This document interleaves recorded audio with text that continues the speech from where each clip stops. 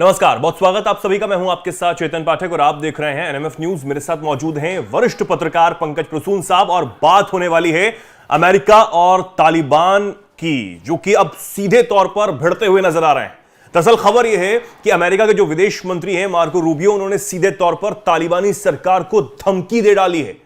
अब यह धमकी क्यों दी गई है, क्या इसके पीछे की वजह है, और उसामा बिन लादेन का नाम एक बार फिर से क्यों सामने आ रहा है, पंकज जी से हम जानेंगे। क्योंकि अब खलबली जो है वो बहुत ज्यादा तेज होती चली जा रही है। पिछले दिनों ट्रंप ने जब कहा था कि हमारे हथियार जो अफगानिस्तान में रह गए उन्हें वापस दे दो, तालिबान ने साफ खारिज कर दिया था कि हम नहीं देंगे। अब क्या हुआ है पंकज जी, क्यों एक बार फिर तालिबान भिड़ रहा है? नहीं, अभी हाल ही में तालिबान ने 2 अमेरिकन नागरिकों को रिहा किया है और उन्होंने कहा था कि हमारे यहाँ ये होस्टेज थे, हम वापस कर रहे हैं। लेकिन अब अमेरिका ट्रंप के गद्दी संभालने के बाद ये कह रहा है कि बहुत सारे अमेरिकी नागरिक आज भी तालिबान के यहाँ बंधक हैं।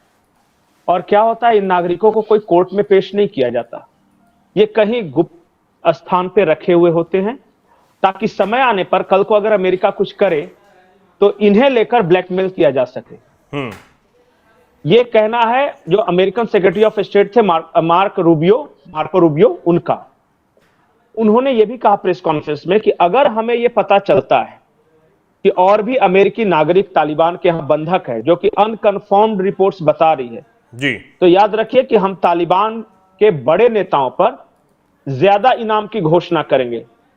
जो ओसामा बिन लादेन पर $25 मिलियन का जो इनाम था उससे भी ज्यादा।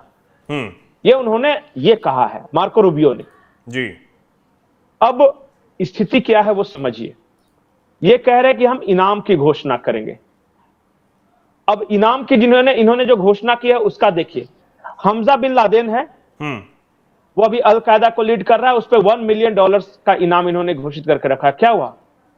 कुछ नहीं, कोई रिजल्ट नहीं, कुछ नहीं। अच्छा, सिराजुद्दीन हक्कानी है, हक्कानी नेटवर्क जो चलाता है, उस पे $10 मिलियन का इनाम घोषित करके रखा है। क्या हुआ? कुछ नहीं। उसी तरह ज्यादा ज्यादा क्या करेंगे, मुल्ला बिरादर पे रख देंगे $10-20 मिलियन का। कहानी यह है कि अमेरिका अफगानिस्तान की जंग हार चुका है। अच्छा, ये 5 दिन के अंदर मार्को रूबियो को यह पता चल गया कि हमारे और नागरिक वहां बंधक हैं। क्या बाइडेन प्रशासन को यह बात नहीं पता थी? और 5 दिन के अंदर इन्हें पता चल गया? उनको भी पता थी। और ये सब जानकारी होने के बावजूद जो बिडेन ने 40 से लेकर $80 मिलियन तक अफगानिस्तान को दिए थे मदद के रूप में जी। और जो बिडेन की पॉलिसी समझिए कि उन्होंने $7 बिलियन के हथियार वहां छोड़ रखे हैं ताकि वो हथियार तालिबान के कब्जे में रहे। अब ये कौन सी पॉलिसी थी मुझे समझ में नहीं आ रहा।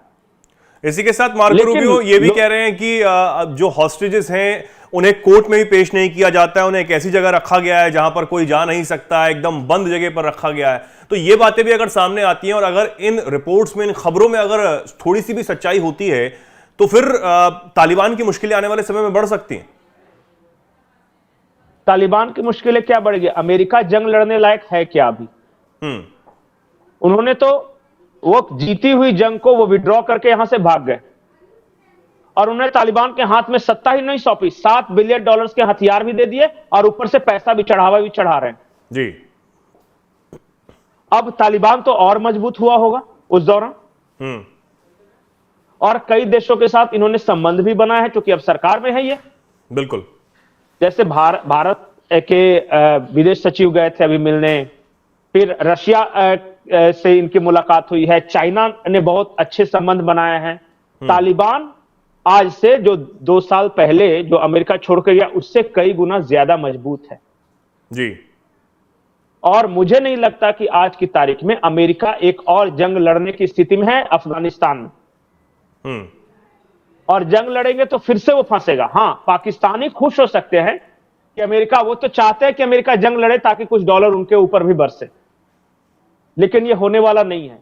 ज्यादा से ज्यादा ये यही कर सकते हैं कि 2-4 नेताओं के ऊपर इनाम की घोषणा कर सकते हैं, इतना डॉलर उतना डॉलर, उन्हें ग्लोबल टेररिस्ट लिस्ट में डाल सकते हैं लेकिन इससे बहुत ज्यादा असर होगा मुझे नहीं लेकिन पता। तालिबानी मुझे सरकार जो पता है इस वक्त दुनिया भर में सिर्फ मान्यता के लिए घूम रही है, अमेरिका से वो ये चाहती है कि सरकार को मान्यता दी जाए, भारत सरकार से वो ये चाहती है कि मान्यता दी जाए, तो क्या उसमें भी फिर तो दिक्कतें आएंगी ही? नहीं, ये तो कोशिश कर ही रहे। ये तो सऊदी अरबिया के पास भी गए थे, चाइना के पास भी गए थे, रशिया के पास भी गए थे। ये तो चाह रहे हैं कि कम से कम दुनिया के अगर 2 4 10 देश भी इनकी सरकार को मान्यता दे तो एक वैलिडिटी मिल जाएगी। और इसलिए देखिए, अगर ये सरकार नहीं होती जी, तो जो बिडेन ने इन्हें पैसे क्यों दिए, बिल्कुल 40 to 80 मिलियन डॉलर्स क्यों दिए? अगर ये वहां सरकार नहीं होते तो इनके हाथ में सत्ता सौंप के वो क्यों हटे? सवाल अमेरिका से है यहां पे। बिल्कुल। और एक बात जान जाइए कि आज की तारीख में जो 2025 की मैं वस्तु स्थिति देख रहा हूं, अमेरिका एक साथ 3-3 मोर्चों पर जंग नहीं लड़ सकता। अभी कल ही चाइना के विदेश मंत्री ने तो मार्को रूबियो को कितना अपमानित किया। टेलीफोन से बातचीत हो रही थी तो उन्होंने यहां तक कह दिया, जो कि डिप्लोमेसी में यूज नहीं होता शब्द, जुबान संभाल के। वो ताइवान वाले मसले पर बातचीत हो रही थी, ताइवान और साउथ चाइना सी पे कुछ बातचीत कर रहे थे। हाँ। तो जिस अमेरिका को चाइना डांट दे रहा है और मुंह पे सबके सामने, अब वो ताइवान वाले तालिबान के मुद्दे को नजदीक लेकर भी चाइना ने खूब गर्मा गर्मी हुई। हाँ, गर्मा गर्मी हुई। और देखिए, तालिबान ने चाइना के साथ अपने रिश्ते सुधारे हैं, तालिबान ने भारत के साथ अपने रिश्ते सुधारे हैं, तालिबान ने रशिया के साथ अपने रिश्ते सुधारे हैं जी। तालिबान ने नॉर्थ कोरिया तक पहुंचने की कोशिश की है। तालिबान ने ईरान के साथ अपने रिश्ते सुधारने के लिए दूत भेजे हैं जी।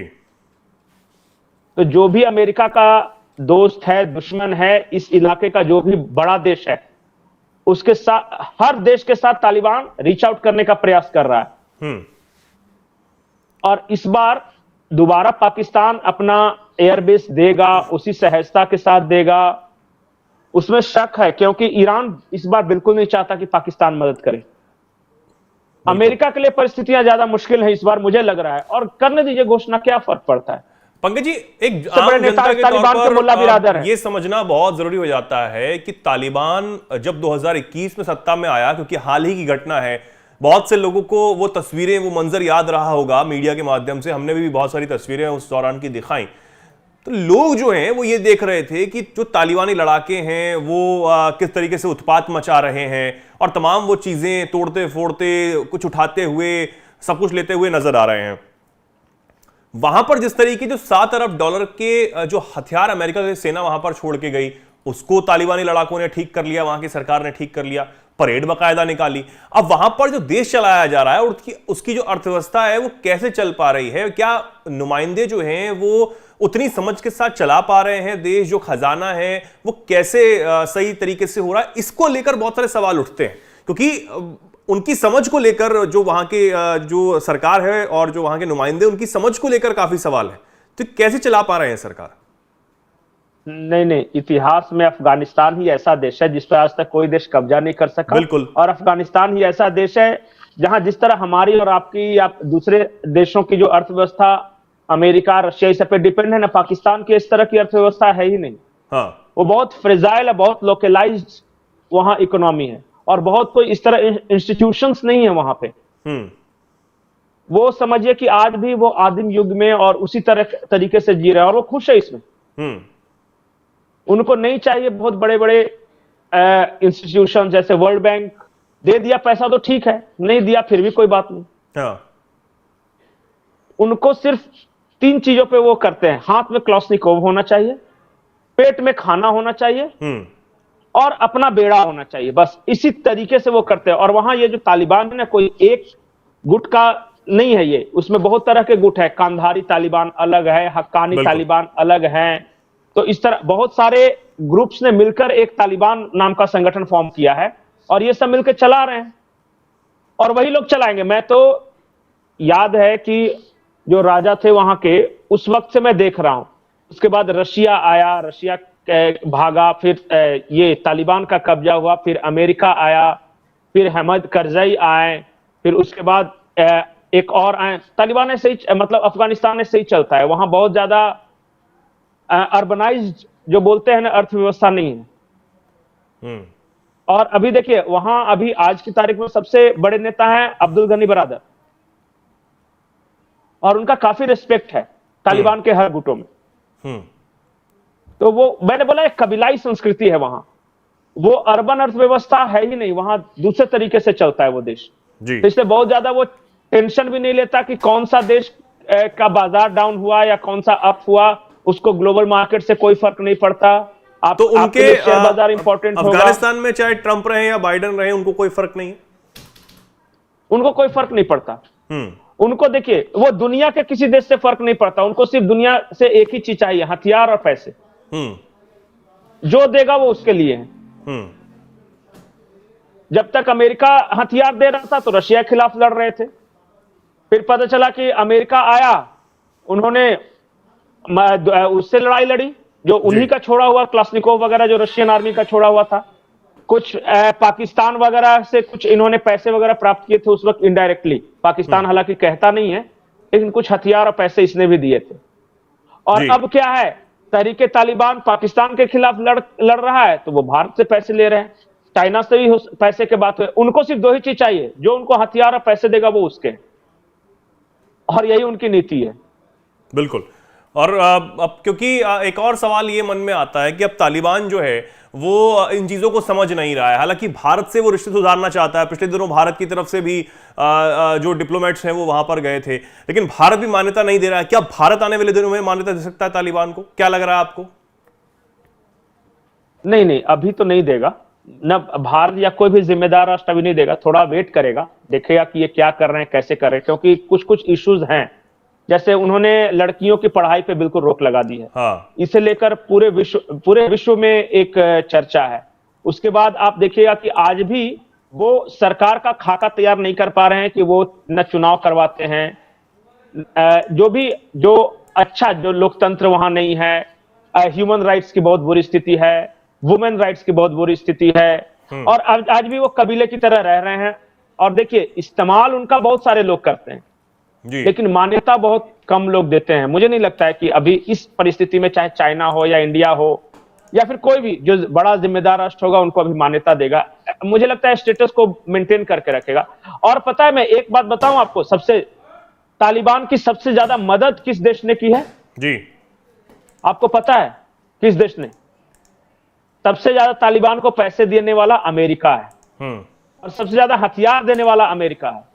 एक अनुमान के मुताबिक 20 सालों में अमेरिका ने 2.3 ट्रिलियन यूएस डॉलर्स दिए हैं तालिबानियों को, कभी रशिया के साथ लड़ने के नाम पे तो कभी विड्रॉल के नाम पे, जो फोर्स इनका विड्रॉ किया, और $7 बिलियन के हथियार भी रख के छोड़ दिए हैं। ईरान को भी डराने के लिए, जिस तरीके से आपने बताया था। नहीं, वहां क्या पता, देखिए इन्होंने हथियार क्यों छोड़े हैं वहां पे, इसको समझिए। जो बिडेन को लगता था कि आने वाले वक्त में हम ईरान के साथ जंग लड़ने ही वाले हैं, तो उन्होंने कहा कि हमारे प्रॉक्सीज कौन होंगे? ईरान के प्रॉक्सीज तो हैं हुती, हिजबुल्लाह और हमास। तो उन्होंने एक तरफ दाइश को खड़ा किया सऊदी अरब वगैरह साइड, ISIS सीरिया वगैरह में जी, और दूसरा इन्होंने तालिबान को हथियार देके रखे और पैसे भी समय समय मुहैया कराते रहे। और याद रखिए कि तालिबान जो है वो सुन्नी ग्रुप है, सुन्नी मिलिटेंट ग्रुप है, और ईरान जो है वो शिया है। तो इनके लिए, तालिबान के लिए वो जंग लड़ना आसान हो जाता है, और पैसे अमेरिका देगा ही, हथियार इनके पास है ही। तो एक भविष्य के लिए एक प्रॉक्सीज तैयार कर रहे थे वो जो बिडेन, इसलिए उन्होंने पैसे और हथियार रख के छोड़े थे। बिल्कुल। और अब जो है तालिबान और अमेरिका आमने सामने है। जिस तरीके से खबर आपको बताई कि मार्को रूबियो ने ये कहा कि अगर और भी हॉस्टेजेस हमारे अगर वहां पर तालिबान की सरकार के पास या फिर अफगानिस्तान में होते हैं तो ये अच्छा नहीं होगा। और धमकी जो है वो सीधे तौर पर दी गई है कि उसामा बिन लादेन पर जो $25 मिलियन का एक तरीके से जो लगाया था वो उससे ज्यादा बढ़कर अब तालिबानी जो नेता हैं उन पर लगाया जा सकता है, लड़ाकों पर लगाया जा सकता है, ताकि जो हॉस्टेजेस हैं उनको वहां से निकाला जाए। अब इन रिपोर्ट्स में कितना सच है कितना नहीं, ये आने वाला समय बताएगा। इस पर अभी जांच जो है वो होनी चाहिए, और अमेरिका इस पर क्या करता है, मार्को रूबियो क्या करेंगे, ये देखने वाली बात होगी। हाँ, एक चीज जान जाइए कि अमेरिका कुछ नहीं करने वाला। वो इनाम की जो घोषणा कर रहा है ना, जी। वो इसलिए कर रहा है कि वो नेगोशिएट करेगा कि हमारे अगर कुछ नागरिक हैं तो दे दो, उसके बदले तुम्हें जितने पैसे चाहिए वो ले लो। बिल्कुल। सिर्फ यही हो सकता है, इसके अलावा कुछ नहीं करेगा। वही देखने वाली बात होगी कि होता क्या है, और इस पर तो हमारी नजर बनी रहेगी। आप भी हमारे साथ जुड़े रहिए। पंकज जी, फिलहाल के लिए बहुत बहुत धन्यवाद, और हमारे दर्शकों को बहुत बहुत धन्यवाद। ऐसे ही जुड़े रहिए, देखते रहिए एनएमएफ न्यूज। नमस्कार।